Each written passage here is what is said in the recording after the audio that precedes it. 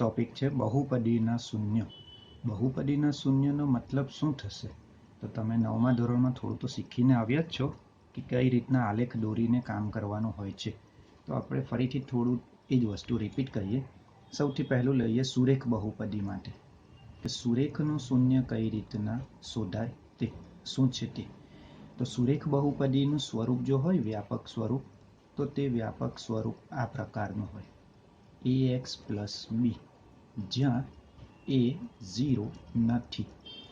બરાબર, આ સુરેખ બહુપદીનું વ્યાપક સ્વરૂપ છે. હવે આ સુરેખ બહુપદીનો જો હું આલેખ દોરું તો એ આલેખ સીધી રેખા મળે, જેને કહેવાય સુરેખા. એનો આલેખ કેવો મળે? સુરેખા. સુરેખાનો મતલબ શું થશે કે આપણું આલેખનું પેપર જે છે એમાં આપણે એક્સ અક્ષ વાય અક્ષ આ રીતના દોરી દઈએ તો એનો આલેખ કાં તો આ રીતની રેખા મળે, આ સુરેખા કહેવાશે, અથવા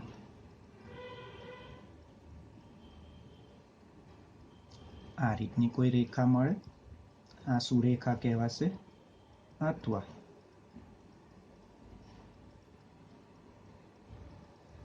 આવી આડી લાઈન મળે, એ પણ સુરેખા કહેવાશે, અથવા આવી કોઈ ઊભી લાઈન કશે પણ મળે તો આપણને આ સીધી લાઈન મળે. આ આપણો આલેખ છે, આ જે છે તે આલેખની લાઈન છે. આ આલેખની લાઈન છે. તો આપણો આલેખ આ રીતનો કંઈક ને કંઈક મળે. તો આ આલેખ એક્સ અક્ષને ક્યાં છેદે છે, એક્સ અક્ષને ક્યાં છેદે તે આપણું કહેવાશે સુરેખા માટેનું શૂન્ય, અથવા સુરેખ બહુપદીનું શૂન્ય. ક્યાં છેદે? એક્સ અક્ષને. એક્સ અક્ષને જ્યાં છેદે તે શૂન્ય.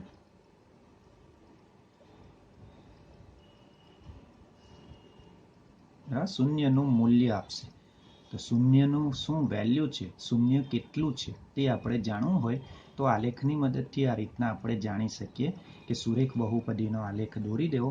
એ આલેખ કેવો બને છે આ રીતમાંથી, અને એ આલેખ એક્સ અક્ષને ક્યાં છેદે છે તે શૂન્ય કહેવાશે. અને જો એક્સ અક્ષને એ આલેખ, આ લાઈનને હું ગમે તેટલી લંબાવું આગળ પાછળ, એ એક્સ અક્ષને છેદવાની નથી. આપણે એક્સ અક્ષ સાથે જ લેવા દેવા છે. તો જો એક્સ અક્ષને છેદતી નથી તો એનું શૂન્ય નથી, એનું વાસ્તવિક શૂન્ય મળતું નથી એવું કહેવાશે, જો એક્સ અક્ષને છેદે નહીં તો. તો આપણે આની જો ગણતરી કરીને શૂન્ય શોધવું હોય તો ગણતરી કરીને શોધવા માટેનું એક સૂત્ર પણ આપણી પાસે છે, સુરેખ માટેનું સૂત્ર. સુરેખનું શૂન્ય શોધવું હોય તેના માટેનું શૂન્ય બરાબર -b/a. આ સૂત્રની મદદથી આપણે સુરેખ બહુપદીનું શૂન્ય શોધી શકીશું. શૂન્ય, બરાબર, શૂન્ય શું છે? બીજ. શૂન્ય એટલે એક પ્રકારના બીજ જ કહેવાય કે આ સમીકરણનું શું બીજ છે? તે જ શૂન્ય છે. શૂન્ય બીજું કંઈ નથી. તો આપણે કોઈ એક ઉદાહરણ લઈએ કે જેમાં આપણે કિંમત મૂકીને ગણતરી કરી શકીએ. તો જેમ કે મારી પાસે px છે 3x + 3. આનું મારે શૂન્ય શોધવું છે. બે રીતના શોધી શકીશું, એક તો ગણતરી કરીને અને બીજું સૂત્રની મદદથી. તો હું હમણાં તમને ગણતરીની મદદથી બતાવું છું. તો જ્યારે પણ શૂન્ય શોધવાનું હોય ગણતરીથી, બરાબર, ત્યારે આપણે px ને 0 ધારી લેવાનું. પછી px ના જગ્યા પર px ની વેલ્યુ જે રકમમાં આપી છે તે px ના જગ્યા પર મૂકી દેવી. હવે x સિવાયનું બધું સામે મોકલો. તો સૌથી પહેલા સંખ્યા મોકલો, તો એ -3 થશે, સામે જશે તો. હવે x ની સાથે જે સહગુણક છે તેને મોકલી દો. તો આપણું શૂન્ય આવી ગયું. શૂન્યનું મૂલ્ય શું છે? -3/2. તો આ જે સુરેખ બહુપદી છે, આ સુરેખ બહુપદીનું શૂન્ય જો શોધવા કીધું હોય તો આ ગણતરીથી આપણે શોધી શકીએ. હવે આ જ સુરેખ બહુપદીનું શૂન્ય આપણે સૂત્રની મદદથી શોધવા કીધું હોય તો ફરીથી આપણે સુરેખ બહુપદી તો લખી લઈએ. હવે સૂત્રમાં આપણને a અને b જરૂર પડે છે, તો આના પરથી ab લઈ લેવાનું. તો આને ax અને b સાથે સરખાવી દેવાનું, આપણી જે રકમ છે તેને. તો a ના જગ્યા પર 2 છે એવું કહી શકીએ, ચિહ્ન સહિત લેવાનું જો ઋણ હોય તો. b ના જગ્યા પર 3 છે એવું કહી શકીએ. હવે સૂત્ર લખો શૂન્યનું. શૂન્યનું સૂત્ર છે -b/a. આ માઇનસ તો રહેશે જ, b ના જગ્યા પર 3 લખી દો એના જગ્યા પર 2 લખી દો તો આપણને શૂન્ય મળી ગયું. તો સેમ આન્સર છે બંને આન્સર, પરંતુ રીત અલગ અલગ છે. આ ગણતરીવાળી છે, આ સૂત્રવાળી છે. તો પરીક્ષામાં કઈ રીતના તમને પૂછ્યું હોય તે ધ્યાન આપવાનું અને તે પ્રમાણે કામ કરવાનું, તો તમે એ પ્રમાણેનું કામ કરી શકશો. બરાબર. અને આલેખ મોટે ભાગે હજી સુધી બોર્ડમાં વધારે વખત પૂછાયા તો નથી, પરંતુ પૂછાઈ શકે તો આલેખની પણ તૈયારી રાખવી. કદાચ આલેખ પણ આવી જાય પરીક્ષામાં તમારા માટે. હવે બીજું જોઈએ આપણે દ્વિઘાત માટે. દ્વિઘાતના શૂન્ય. સુરેખનું તો થઈ ગયું, હવે દ્વિઘાતના. દ્વિઘાત નામ જ છે દ્વિ એટલે 2, તો ઘાત કેટલા હશે? 2. તો આપણી જે સુરેખ બહુપદીનું સ્વરૂપ જો હોય વ્યાપક સ્વરૂપ, તો તે આ પ્રકારેનું હશે, જ્યાં એ શૂન્ય નથી. આ આપણું દ્વિઘાત માટેનું વ્યાપક સ્વરૂપ હશે. હવે દ્વિઘાતનો જ્યારે પણ આલેખ દોરીશું, જેમ કે આ આપણું એક્સ અક્ષ છે, આ વાય અક્ષ છે, તો આલેખ કંઈ પણ આવો યુ શેપનો, આ રીતનો, જરૂરી નથી વચ્ચેથી જ સાઈડ પર બી હોઈ શકે, જેમ કે અહીંયા આવો યુ શેપનો, કે પછી ઊંધો યુ શેપનો. આ રીતના અલગ અલગ યુ શેપના મને આલેખ મળી શકે, પણ એ સીધો હોય કે ઊંધો હોઈ શકે. આ સીધો યુ છે, આ ઊંધો છે. આને પરવલય કહેવાય. કયો આકાર કહેવાય? પરવલય. પરવલય આકાર કહેવાય. તો પરવલય આકાર સીધો બનશે કે ઊંધો, અથવા વક્ર કહી શકો. વક્ર એટલે વાંકી લાઈન. તો આ વક્ર જે છે પરવલય વક્ર, તે ઉપર ખુલ્લો હશે કે નીચે, કઈ રીતના નક્કી કરી શકીએ? તો આપણે એને જોવાનું. એક્સ વર્ગનો જે સહગુણક છે આ એ, તેના પરથી નક્કી કરીશું. જો એ ધન હશે, 0 થી મોટો એટલે કે ધન, તો ઉપર તરફ ખુલ્લો વક્ર બનશે. અને જો એ ઋણ હશે, 0 થી નાનો એટલે કે ઋણ, તો એ નીચે તરફનો ખુલ્લો વક્ર બનશે. આ આપણે એક્સ વર્ગના સહગુણક એ પરથી જ ડાયરેક્ટ જોઈને કહી શકીએ. આવા MCQ ખાલી જગ્યા ખરા ખોટા પૂછાય છે, ભૂતકાળમાં પૂછાઈ ચૂક્યા છે કે આ દ્વિઘાત બહુપદીનો આલેખ કેવો બનશે. તો ધ્યાન રાખજો કે આપણે એક્સ વર્ગનો સહગુણક જ જોવાનો છે, બીજું કશું નહીં. આના પરથી નક્કી કરીશું કે કઈ રીતના બનશે. બરાબર. તો બહુપદીના શૂન્યમાં આવી ઘણી બધી થોડી ટ્રીક મળતી રહેશે, એ ટ્રીક પરથી તમને કામ લાગશે, તો એ ટ્રીકને ધ્યાન રાખજો. તો આ પહેલું આપણું વક્ર કેવો બનશે તે. હવે વક્ર આ રીતના બને છે, તો આમાં પણ એ જ વસ્તુ છે કે આ આલેખ એક્સ અક્ષને ક્યાં ક્યાં છેદે છે તે આપણા શૂન્ય. જેમ કે આમાં આપણી એક્સ અક્ષ છે, આડી લાઈન, તો અહીંયા 2 જગ્યાએ છેદે છે, તો આના શૂન્યની સંખ્યા કેટલી? 2. 2 અલગ અલગ શૂન્ય મળશે, એક અહીંયા માટે ને એક અહીંયા માટે. આમાં પણ 2 જગ્યાએ છેદે છે, તો 2 શૂન્ય મળશે. આમાં પણ 2 શૂન્ય મળશે. આમાં એક્સ અક્ષને છેદતું નથી, દૂર છે, ગેપ છે, તો આમાં શૂન્ય મળશે નહીં, વાસ્તવિક શૂન્ય નહીં મળે. કેટલીક વખત આવો પણ એક્સ અક્ષનો આલેખ બને કે ખાલી ટચ થતો હોય આ રીતનો એક્સ અક્ષને, તો એમાં એક જ શૂન્ય મળે. તો મતલબ કે એક્સ અક્ષને ધ્યાનમાં લેવાનું છે કે એક્સ અક્ષને ક્યાં ક્યાં છેદે છે, તેના પરથી આપણે નક્કી કરીશું કે કેટલા શૂન્ય છે. વાય અક્ષને જોવાનું નથી. બરાબર. તો આના આલેખ પરથી પણ આપણે કહી શકીએ. હવે દ્વિઘાતના શૂન્ય માટે આપણી પાસે સમીકરણ છે, તો એ સમીકરણ કેવી રીતના શું કામ લાગે છે તે આપણે પછીથી જોઈશું. પાછળ આવશે દ્વિઘાતના સમીકરણ વાળું, સંબંધ વાળું, તેમાં આપણે જોવાનું જ છે હમણાં જ, તો એ ત્યારે જોઈએ. અત્યારે ફક્ત આલેખની થોડી ચર્ચા કરી લઈએ. એવી જ રીતના ત્રિઘાત માટે. ત્રિઘાતના શૂન્ય. તો ત્રિઘાતના શૂન્યનો જો આલેખની વાત કરીએ તો એનું સમીકરણ સૌથી પહેલા વ્યાપક સ્વરૂપ આ રીતનું હશે: ax નો ઘન વત્તા bx નો વર્ગ વત્તા cx વત્તા d. આમાં a0 નથી. બરાબર. તો આ સ્વરૂપનું આપણું ત્રિઘાતનું સૂત્ર બની શકે. હવે આમાં આલેખ જે દોરાય છે તે આલેખ આ રીતના કંઈક વાંકો ચૂકો દોરાતો હોય. આ એક્સ અક્ષ વાય અક્ષ છે તો આવો કંઈક આ રીતનો દોરાઈ શકે. આ આપણો આલેખ છે.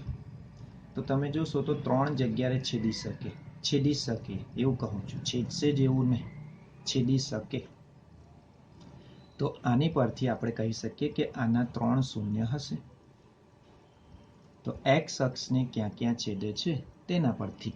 બરાબર, આમાં કોઈ ટ્રીક નથી કે આવું શરૂ થશે તેવું, પણ આમાં આપણે આ ધ્યાન રાખવાનું છે કે કેટલા જગ્યાએ છેદે છે. આ રીતનું પણ હોઈ શકે.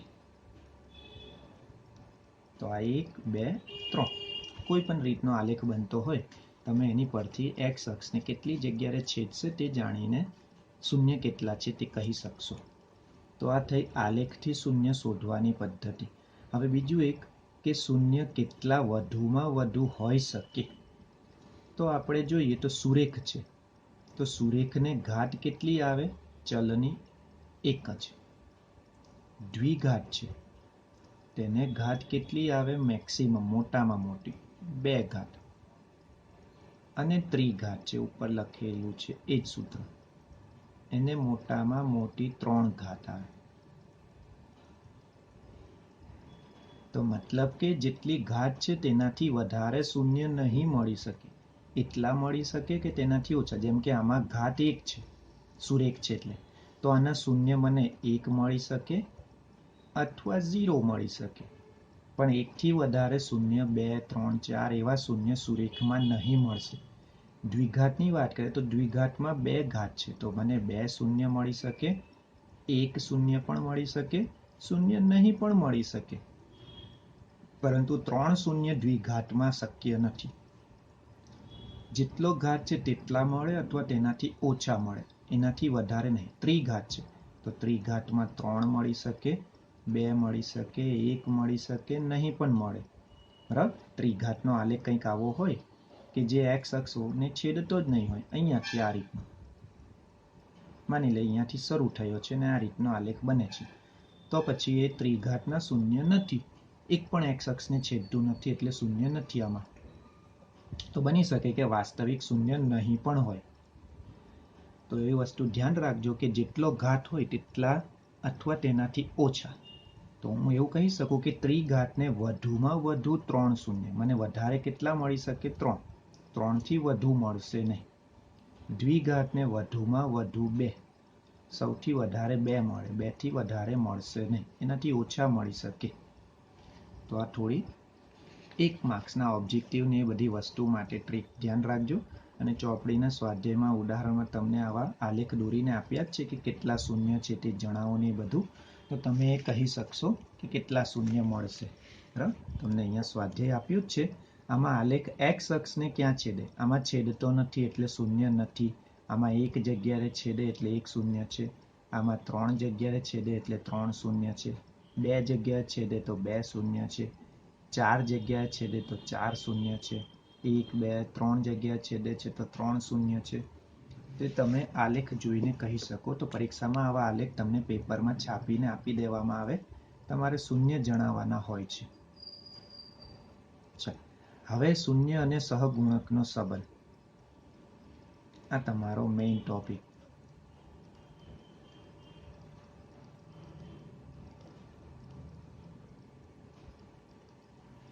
તો શૂન્ય અને સહગુણકનો સંબંધ જે છે તેમાં કઈ રીતના આપણે કામ કરવાનું છે. તો મેં સુરેખ માટેનું શૂન્ય અને તેનો સંબંધ તો મેં બતાવી દીધો છે, સૂત્ર આપણે જોઈ લીધું. આપણે દ્વિઘાત માટે જોઈએ. હવે દ્વિઘાત જે છે તેમાં અલગથી શૂન્ય મળતા નથી. આપણી પાસે જે સૂત્ર છે તેની વાત કરું છું. સૂત્રથી આપણને અલગ શૂન્ય નહીં મળશે. આપણે સૂત્રની મદદથી શૂન્યનો સરવાળો અને ગુણાકાર ભેગો મળી શકે. અલગ અલગ શૂન્ય નહીં. જેમ કે હું એક દ્વિઘાત બહુપદી લખું હમણાં,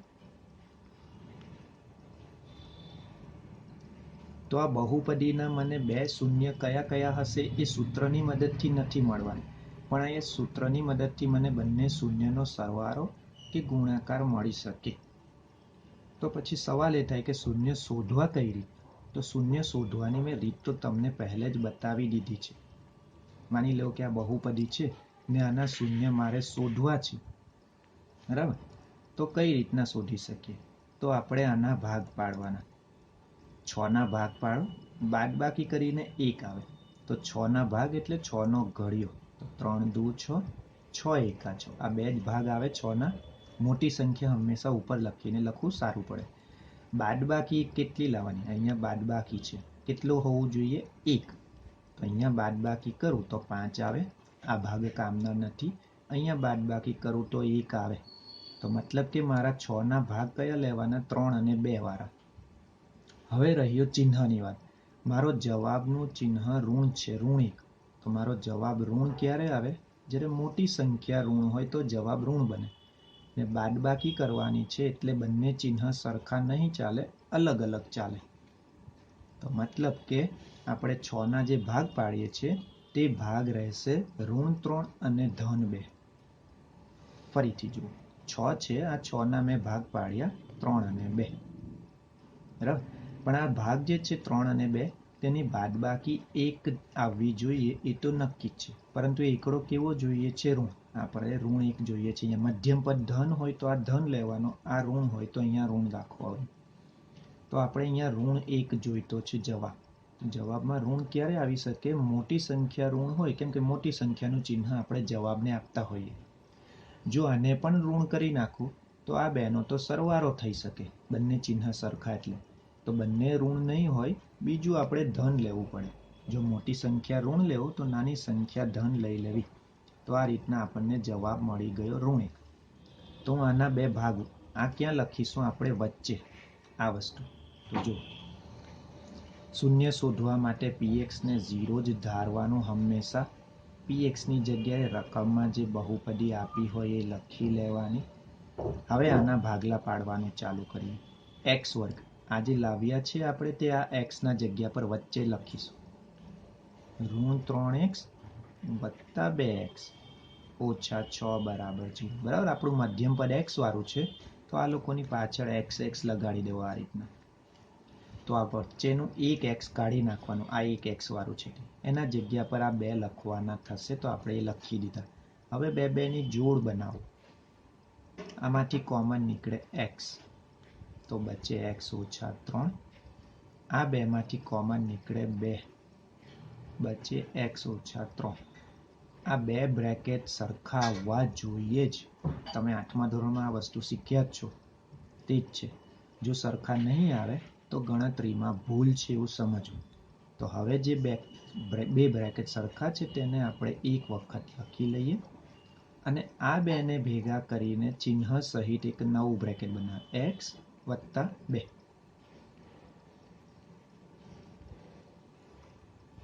થયું? હવે પહેલાને 0 સાથે સરખાવો, બીજા બ્રેકેટને પણ 0 સાથે, બંનેને. તો આ પહેલાને, આ બીજાને. તો આની પરથી મને x મળશે ધન 3. આ મારું પહેલું શૂન્ય. આની પરથી x મળશે ઋણ 2. આ મારું બીજું શૂન્ય. બરાબર ને? દ્વિઘાત બહુપદી છે તો 2 મેક્સિમમ મળી શકે. તો આપણા 2 શૂન્ય આ મળી ગયા મેક્સિમમ આપણે જે શોધી શકીએ તે. 2 થી વધારે મળી શકે નહીં, 2 થી ઓછા હોઈ શકે. તો આપણા 2 શૂન્ય, શૂન્યની કિંમત પૂછે, મૂલ્ય પૂછે તો શું છે? ધન 3 અને ઋણ 2 આપણી બહુપદીના શૂન્ય. હવે આ 2 શૂન્યનો સરવાળો કરું અને ગુણાકાર કરું. બરાબર? પછી આપણે સૂત્ર પર જઈએ. તો આ 2 શૂન્યનો હું સરવાળો કરું છું.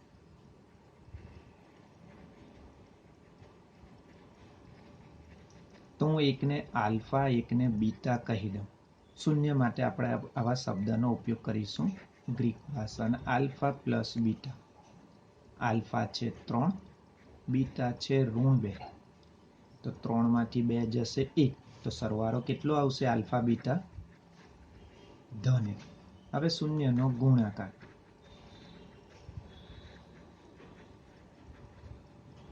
આલ્ફા ગુણ્યા બીટા, 3 ગુણ્યા ઋણ 2 એ આવશે ઋણ 6. તો આપણો ગુણાકાર ઋણ 6. તો મતલબ કે મને ગણતરી કરીને બધું કામ કરવા કીધું હોય તો મારે આ રીતના શૂન્ય શોધવાના, સરવાળો કરવાનો, ગુણાકાર કરવાનો. તો આ થઈ ગયો શૂન્યનો સરવાળો ગુણાકાર વાળું કામ. પણ આપણે સૂત્રની મદદથી કીધું હોય તો મારી પાસે રેડીમેડ સૂત્ર છે. મને ખાલી એટલું જ કીધું હોય કે બહુપદીના શૂન્ય શોધ્યા વગર સરવાળો અને ગુણાકાર શોધો, તો પછી મારે આ શૂન્ય શોધવાના નથી, આ ગણતરી નથી કરવાની. મારે ડાયરેક્ટ જ સરવાળો અને ગુણાકાર કહી દેવાના છે, ગણતરી કર્યા વગર આ બધી. તો એના માટેનું સૂત્ર છે ઋણ બીના છેદમાં એ. આ સરવાળો આપશે દ્વિઘાત માટે, સુરેખ માટે શૂન્ય આપશે, દ્વિઘાત માટે સરવાળો આપશે. તો એબીસી ક્યાંથી લાવવા? તો આપણી જે આ બહુપદી છે તેને વ્યાપક સ્વરૂપ સાથે સરખાવી દેવી, તો આપણને એબીસીડી મળશે. બરાબર. તો આને હું વ્યાપક સ્વરૂપ સાથે સરખાવું. વ્યાપક સ્વરૂપ છે ax plus bx plus c. તો એક્સ વર્ગની આગળ જે હશે તે એ કહેવાશે. તો એક્સ વર્ગની આગળ કશું નથી તો એકડો, તો આપણું એ ધન એ. બી, એક્સની આગળ જે હોય તે બી કહેવાય. એક્સની આગળ ઋણ એક છે, આ એકડો લખેલો સમજવું, તો આપણો બી જે છે તે ઋણ એક છે. સી, જે છેલ્લે અચળ હોય, જેમાં ચલ નહીં હોય, તે આપણો સી છે. તો સી છે ઋણ 6. તો આપણને એબીસી મળી ગયું. હવે આમાં મૂકી દઈએ. આ ઋણ સૂત્રનું છે, બીના જગ્યા પર આ ઋણ 1 છે અને એના જગ્યા પર 1 છે. તો આ માઇનસ માઇનસ પ્લસ 1/1 એટલે 1 જ રહે. તો આપણો સરવાળો મળી ગયો 1. તો જે સરવાળો આપણે અહીંયા ગણતરી કરીને એકડો લાવ્યા હતા એ જ સરવાળો આપણને સૂત્રની મદદથી પણ મળે છે. ગણતરીથી સૂત્રથી સરખો જ મળશે. બરાબર, ગણતરીથી પણ ધન 1 છે, સૂત્રની મદદથી પણ ધન 1 છે, પરંતુ અહીંયા શૂન્ય શોધ્યા પછી સરવાળો કર્યો છે, અહીંયા શોધ્યા વગર સૂત્રથી સરવાળો કર્યો છે. તો આ સૂત્ર જે છે તે સરવાળા શોધવા માટેનું છે. એવી જ રીતના આપણી પાસે ગુણાકાર માટેનું પણ સૂત્ર છે, c/a. c કેટલો છે? ઋણ 6. એ કેટલો છે? 1/1 એકડાનો કંઈ મતલબ નથી, એટલે ગુણાકાર છે ઋણ 6. તો આપણી પાસે ગુણાકાર ઋણ 6 આવ્યો જ છે. તો સેમ ટુ સેમ આન્સર. તો આ સૂત્રની મદદથી, શૂન્ય શોધ્યા વગર સૂત્રની મદદથી, જ્યારે આ શૂન્ય શોધ્યા અને પછી કામ કર્યું. તો બે પ્રકારના દાખલા અલગ અલગ છે, ધ્યાન રાખજો. બરાબર. તો આપણે આ સૂત્ર કેવી રીતના લખ્યું છે તેને થોડું સમજી લઈએ ફરીથી. દ્વિઘાતનું સ્વરૂપ આ રીતનું હોય છે.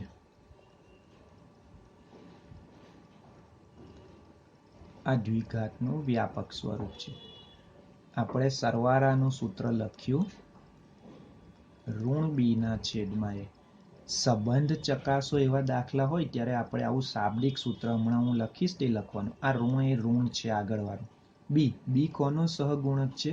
કોની આગળ લખાયો છે? એક્સ ની આગળ. તો એક્સ નો સહગુણક છેદમાં એ કોનો સહગુણક છે? એક્સ વર્ગનો. સહગુણક એટલે સાથે ગુણાયેલો. તો આપણું શાબ્દિક સૂત્ર, સંબંધવાળા દાખલામાં આપણે આવું લાવવાનો રહેશે જવાબ. આ રીતનો જવાબ લાવીશું.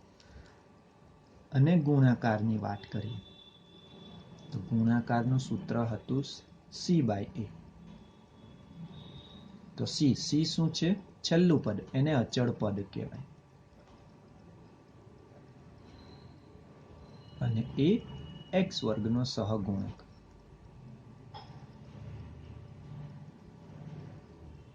તો આ તમારે દ્વિઘાત માટે યાદ રાખવાના છે.